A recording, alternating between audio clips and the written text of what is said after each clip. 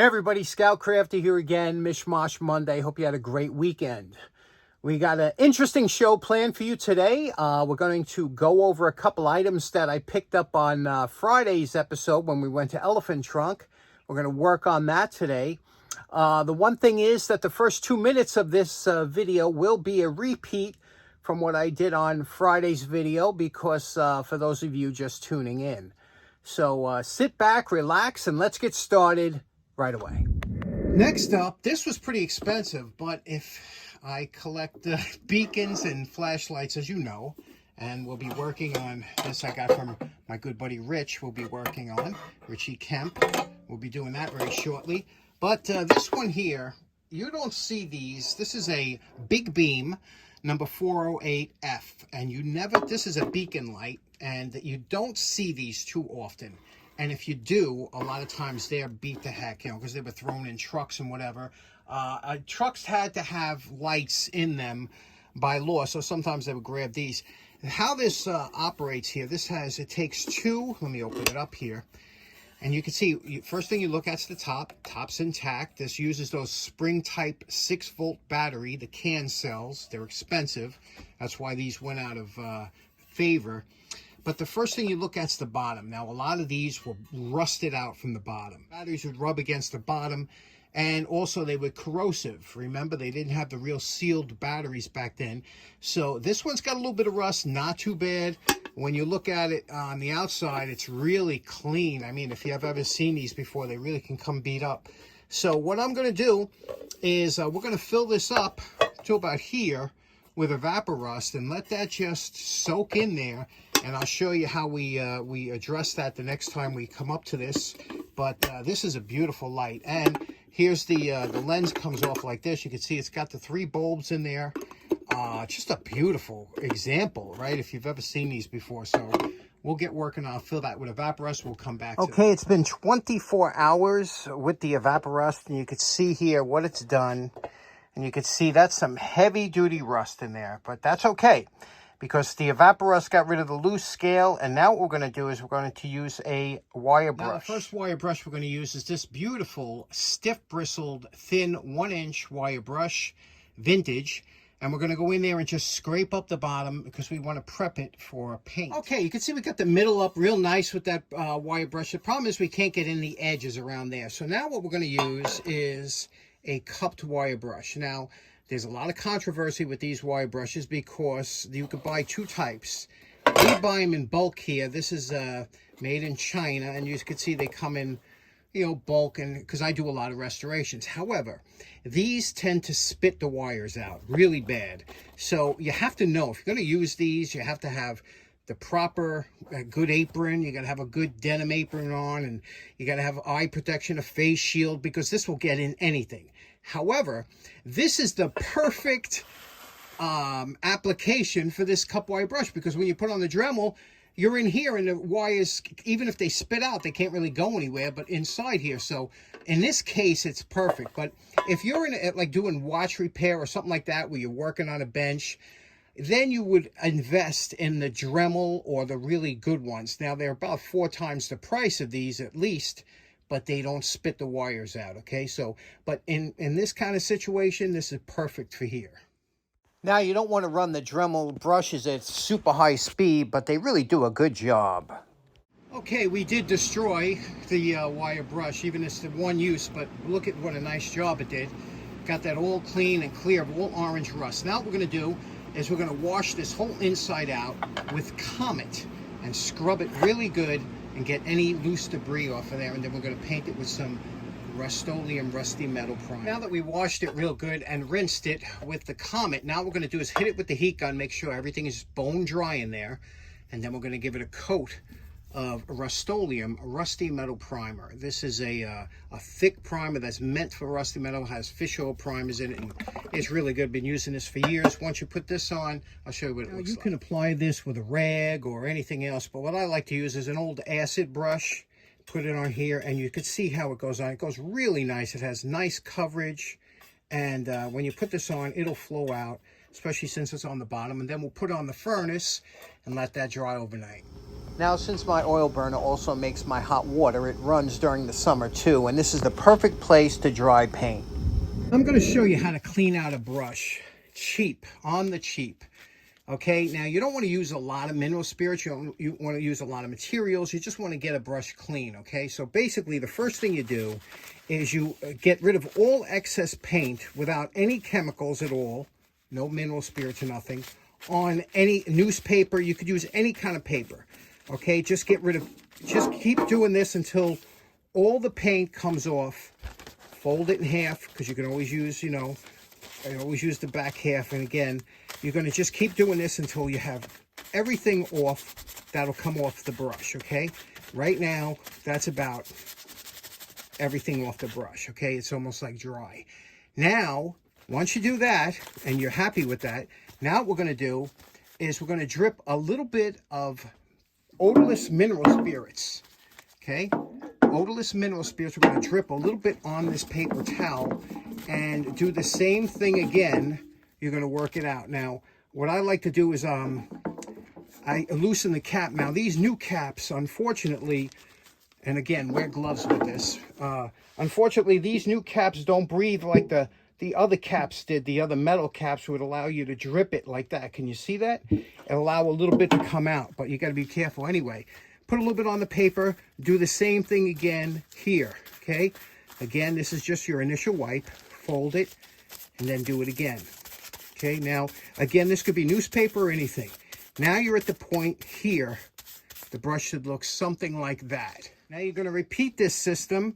And again, I have it on the cap on very, kind of loose. And I'm squeezing the can a little bit so that I get just a little bit, a couple drops. You see we're getting there, little drops out here.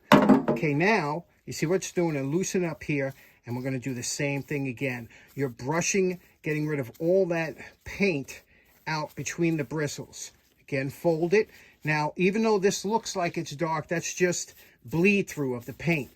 Now, this is only the second piece of paper that we're using, and look at what the brush looks like already. See, the brush is coming real clean already. We're going to do this one more time, and I'll show you what it looks like. Okay, this is the third one. Drip a little bit onto the brush. Okay. Again, you'll see it's coming out here, and you're going to do this. You're going to see eventually you're not going to get any pigment out of the brush here. Now, these really brushes, these acid brushes really aren't meant to be cleaned or used like this, but I use them. I'm the kind of guy that sharpens utility blades from utility knives. You know what I mean? We call it frugal. My girlfriend calls it cheap. Call it frugal. Anyway, now you sit here, you do it like this again, working it back and forth. Again, go into the clean part. Now, for all intensive purposes, this brush is clean enough to use again for acid brush materials, or for this paint, especially if you're going to be painting again. Now, you just would put a little bit of fluid. I'll show you how we store the brush. Now, to store it, you could take any piece of paper that you have here, just roll it up like this, and take your brush here, put it in here like this, and then fold this end over and roll it up like this. Just roll it up, and that'll keep the bristles tight and clean in the front. And you can take a rubber band, put it on around the bottom, or a piece of painter's tape around here, and that'll keep the brush nice and flat and with the bristles all together. And there we go. That brush is ready to use. When you want to use it, you just pull it out of the sleeve, and the brush is good to go. Okay, next up, you remember the other day we did this beautiful clock. This 7-Eleven Telechron Art Deco electric clock that is just absolutely beautiful, right? The only thing is it was missing a bulb, so I ordered the bulb, and don't you know, in one day they arrived from Amazon, Type 41. So it was a Mazda type bulb, but then made by GE and then now made by everybody. This is what the bulb looks like. It's a screw-in base bulb, very small. And it's one of those, instrument type bulbs. You don't see them too often, but they still make them. Uses very little wattage. Now, a lot of people don't like Amazon, and I understand, everybody's got their preferences, especially since for some people Amazon put out local businesses or whatever. But I have to tell you something. I am a fan of Amazon. It has saved me so much legwork, so much driving here, driving there. It's amazing. And here it's like next day, and it was $8 for 10 bulbs delivered. I don't know. I mean, it's Amazon is such a great company here. There's so many choices, so many things you can get, and I really enjoy the fact. So let's see what this looks like in the dark. The bulb is installed. You could see here I took out the base and unscrewed it and put the new bulb in, threaded it in. It does work. Checked it out. Let's see what it looks like with the lights off. Okay, let's see what it looks like here. I'm going to turn it on. Look at that. Isn't that absolutely beautiful? Just the way it lights up the whole bezel, the whole top around it. Let me turn it up a little bit. It gets brighter. Look at that. That is just beautiful. What a beautiful look on that clock. And again, you could dim it down, you know, at night if you're sleeping or whatever. Just a beautiful lamp in there, isn't it? Okay, it's now we let the obviously the rusty metal primer cure, and then we painted. Look at that. It's a nice match in there, right? Nice color match. We did the inside. Now that's all dried up and nice. Now what we're going to do is now the inside's solid and repaired. Now what we're going to do is work on the outside. And what we're going to do is polish this up.